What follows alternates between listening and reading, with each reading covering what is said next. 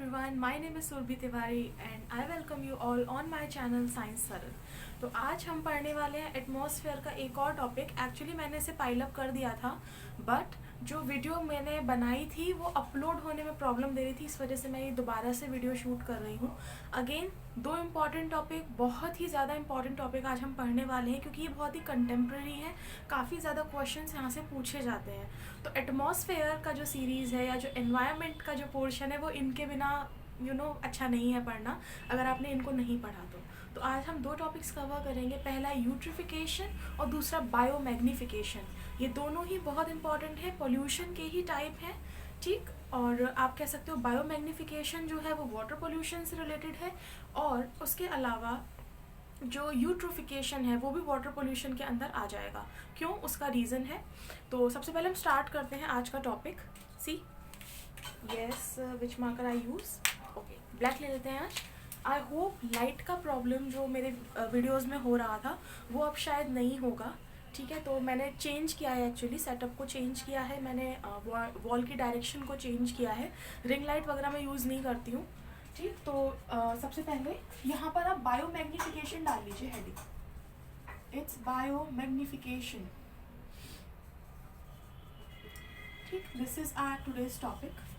तो इसके अंदर वन सेकेंड, यस, तो इसके अंदर अब हम पढ़ेंगे।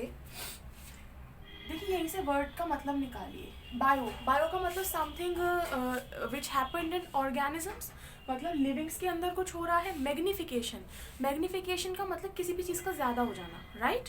तो हम यहाँ पर इसका मतलब ये लिख सकते हैं, it is the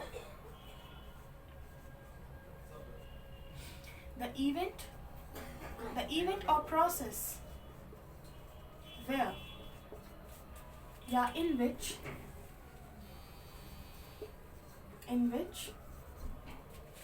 the amount of inorganic substances are increased heavily in organisms या organisms बॉडी। तो बेसिकली यहाँ पे मतलब है कि इनऑर्गेनिक सब्सटेंसेस का लिविंग्स की बॉडी के अंदर मिलना। जैसे कि कोई फर्टिलाइज़र है, फॉर एग्जांपल, मैं अभी पूरा एक्सप्लेन करूँगी, पहले आप समझ लो इस चीज़ को। मान लीजिए किसान ने ज़्यादा फसल उगाने के लिए, जैसे कि हमको पता है कि आजकल एग्रीकल्चर कितना ज़्यादा डाउन जा रहा है, लोग ऑक्यूपेशन छोड़ रहे हैं एग्रीकल्चर का। क्यों? क्योंकि उसमें इतना प्रॉफिट नहीं है, और जिस तरह से पॉपुलेशन बढ़ रही है हमको बहुत ज़्यादा खाना चाहिए, तो अल्टीमेटली प्रोडक्शन जो है वो डिक्रीज़ हो रहा है और डिमांड इंक्रीज़ होती जा रही है, ठीक। ये आपको पता ही होगा, बट क्योंकि एक एग्जाम्पल ले रहे हैं इसलिए समझाना ज़रूरी है। तो मान लीजिए किसी किसान ने प्रोडक्शन ज़्यादा करने के लिए फसल किया, बहुत सारे पेस्टिसाइड्स और फर्टिलाइज़र यूज़ किए, ठीक है, अपने प्लांट में उसने डाल दिया। तो यहाँ पर हम लिख रहे हैं प्लांट जिसके अंदर क्या है, excess amount of pesticides and fertiliser used. यहाँ पर बहुत ज़्यादा अमाउंट में पेस्टिसाइड्स और फर्टिलाइजर्स को यूज़ किया गया है, ठीक, यस, यूज्ड, ठीक। अब यही प्लांट, मान लीजिए किसी सब्जी का प्लांट था, ठीक है, धनिए का प्लांट था या मेथी का प्लांट था, ये अब आ गया मार्केट में आ गया। ग्रोथ तो अच्छी हो गई, प्रोडक्शन तो अच्छा हो गया, बट ये प्रोडक्ट अब मार्केट में आ गया और मार्केट से सीधे ये आ गया आपके घर के अंदर, ठीक। और आपने क्या किया, इसको अपने फूड में यूज़ कर लिया, और ये फूड सीधे गया आपकी बॉडी के अंदर, राइट। तो यहाँ पर क्या हुआ, जितने भी इनऑर्गेनिक सब्सटेंसेस थे, पेस्टिसाइड्स थे जो हार्मफुल थे हमारे लिए, वो अल्टीमेटली लिविंग की बॉडी के अंदर चले गए। और क्योंकि ये बहुत ही ज़्यादा कॉम्प्लेक्स कंपोजिशन वाले कंपाउंड्स होते हैं, ये हमारी बॉडी में इजीली ब्रेक डाउन नहीं हो पाते। हमारी बॉडी इनको डाइजेस्ट करने में काफ़ी टाइम लगाती है, या कभी कभी तो टॉक्सिसिटी जनरेट हो जाती है इस वजह से। तो इसी प्रोसेस को बोला गया है बायोमैग्निफिकेशन, राइट। इसी प्रोसेस को बोला गया है बायोमैग्निफिकेशन। जब अब हम इसको रीड कर सकते हैं, राइट? सो द इवेंट और the process in which the amount of inorganic substances, I am underlining this, yes, the amount of inorganic substances are increased heavily in organisms और द बॉडी ऑफ ऑर्गेनिजम्स। ठीक, तो इसी को कहा गया है biomagnification. I hope आपको समझ में आया होगा। आप इसको रिलेट कर सकते हो सॉइल पोल्यूशन से। क्यों? क्योंकि हम अल्टीमेटली क्या कर रहे हैं, सॉइल में कुछ इस तरीके की फर्टिलाइजर्स और पेस्टिसाइड्स मिला रहे हैं जिसकी वजह से अल्टीमेटली सॉइल के अंदर टॉक्सिसिटी बढ़ रही है, न्यूट्रिएंट्स खत्म हो रहे हैं। क्योंकि सॉइल के अंदर सिर्फ सॉइल मिट्टी नहीं है, it's a powder of rock नहीं है, उसके अंदर ह्यूमस भी होता है, उसके अंदर माइक्रोब्स भी रहते हैं, उसके अंदर ग्रेट अमाउंट ऑफ वाटर भी प्रेजेंट होता है जिसे हम हाइग्रोस्कोपिक वाटर कहते हैं। और जो भी न्यूट्रिएंट हम सॉइल में मिला रहे हैं वो तो उसके अंदर है ही। तो सॉइल के अंदर भी कई सारी चीज़ें हैं, कई सारे माइक्रोब्स वहाँ रहते हैं।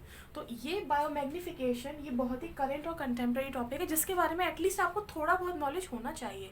आई होप आपको ये टॉपिक समझ में आ गया होगा। अब मैं लूँगी दूसरा topic.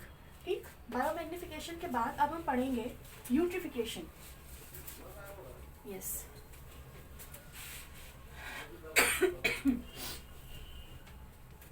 let's talk about our next topic, which is eutrophication.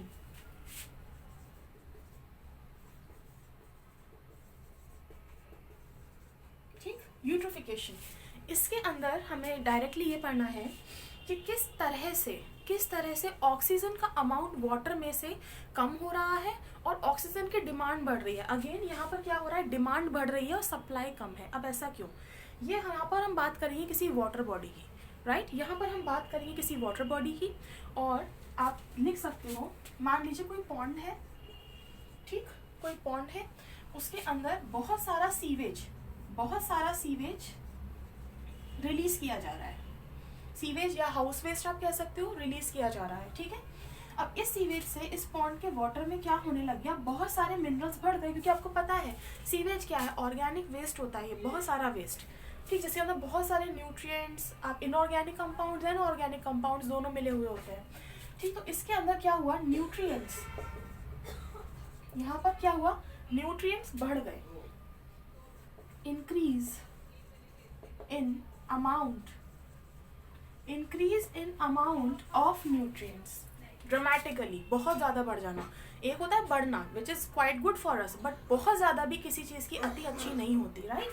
तो यहाँ पर increase in amount of nutrients, यहाँ पर जो न्यूट्रिएंट्स का अमाउंट है वो बढ़ गया, जिसकी वजह से यहाँ पर एल्गल ग्रोथ,